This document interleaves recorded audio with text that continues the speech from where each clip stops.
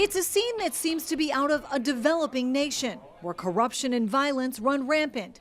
But this surveillance video is from an apartment complex in Aurora, Colorado. Welcome to the channel.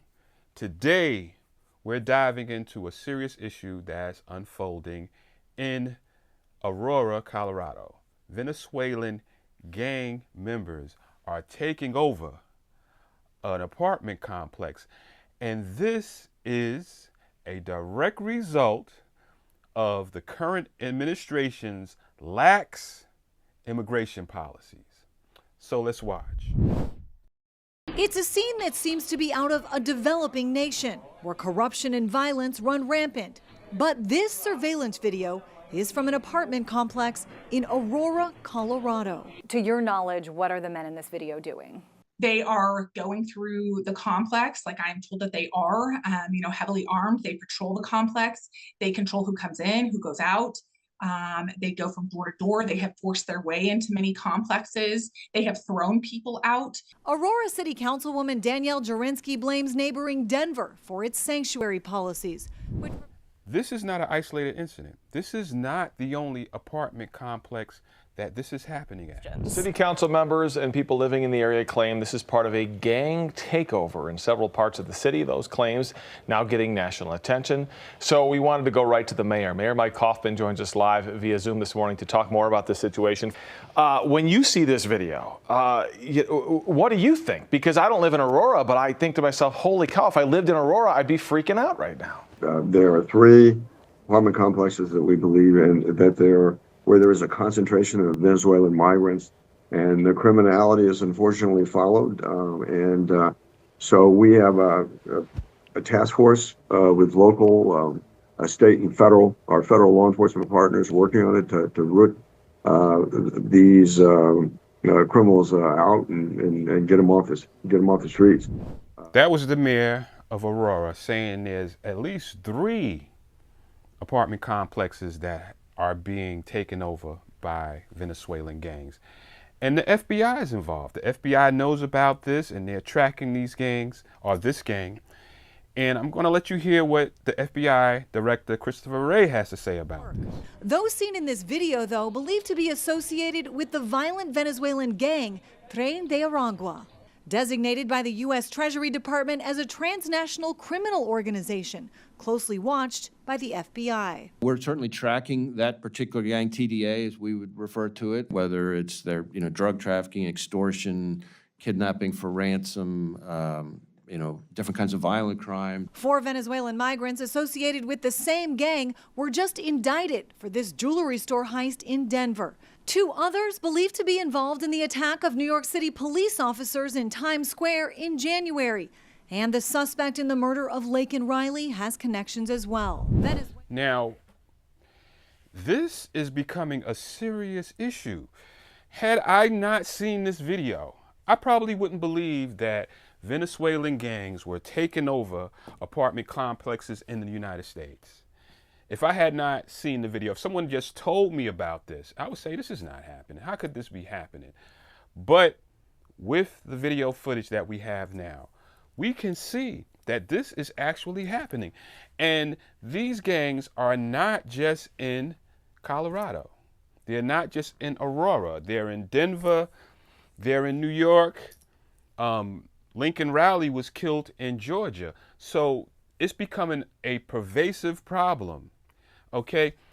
And if you do not see that this is directly related to the lax immigration policy of the Biden-Harris administration, you are missing the point. If you are concerned about things like this, then you have to weigh which administration is going to deal with this problem. Now, we've had an administration in office for 3 years and 9 months, and this problem is escalating. Venezuela and some other countries have no diplomatic relationship with the United States, which means information about migrants' backgrounds would not be shared. We have no ability to verify their criminal background or whether they belong to a Venezuela gang, but yet we're still releasing them in the United States. Former President. And I'm going to show you a chart. I'm going to show you a chart that you may not have seen. Now, this is a chart that is about border encounters. This is per month, how many people have crossed the border, or monthly totals by Border Patrol and port of entries, okay? Now, watch closely. Look at this chart closely, okay? Now, it starts from 2012.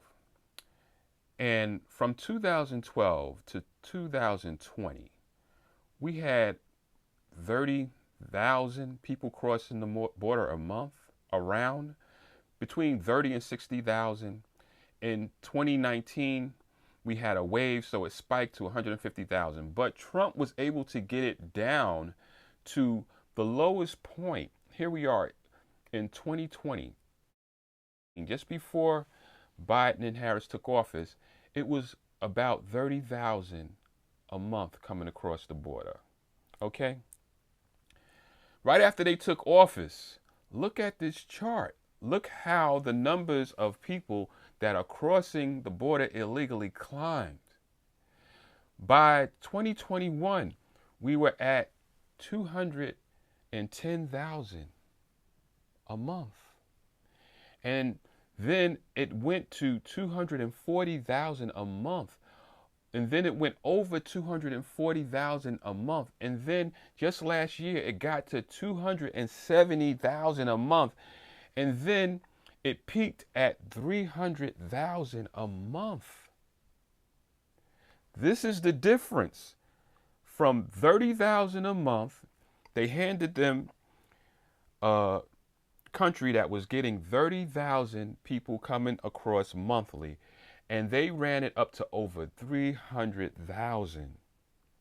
So now we have millions of people in this country that haven't been vetted. We don't know who they are and where they're from.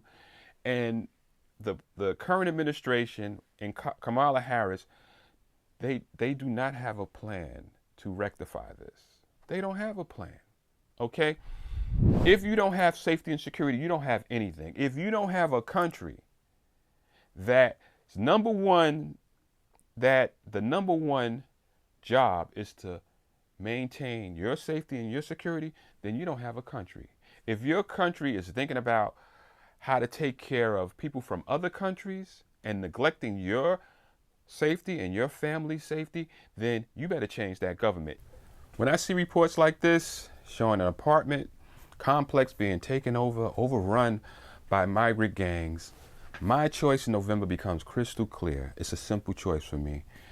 What's happening in Aurora, Colorado could easily be happening to me, my family, my friends, my loved ones. It could be happening to you, your family, your friends, your loved ones. Nobody wants that. Nobody wants that. In this election, we have two starkly different choices. Okay. Do you have any plans to visit the border? We are going to the border. We've been to the border. So this whole thing about the border, we've been to the border. We've been to the border. You haven't been to the border. And I haven't been to Europe. And I mean, I don't understand the point that you're making. We are going to start the largest mass deportation in the history of our country because we have no choice. It's not sustainable. And we are going to start with violent criminals, and we're going to start then with criminals. And our local police is going to work with us because they know everything about the people. They know. One candidate plans to secure the border on day one and collaborate with local police to remove these criminals. The other candidate wants to keep the border open, grant the criminals citizenship, provide free education, health care, housing at our expense, the taxpayers' expense, and even give them the right to vote. One candidate is committed to putting America first, while the other candidate views the term America first as hate speech. One will support the local law enforcement and the police, while the other wants to defund the police. So the choice is straightforward. It's a very clear choice. It's a simple choice. So which path will you support? Think about that. And thanks for stopping by and checking me out. And until next time, as always, peace and stay safe.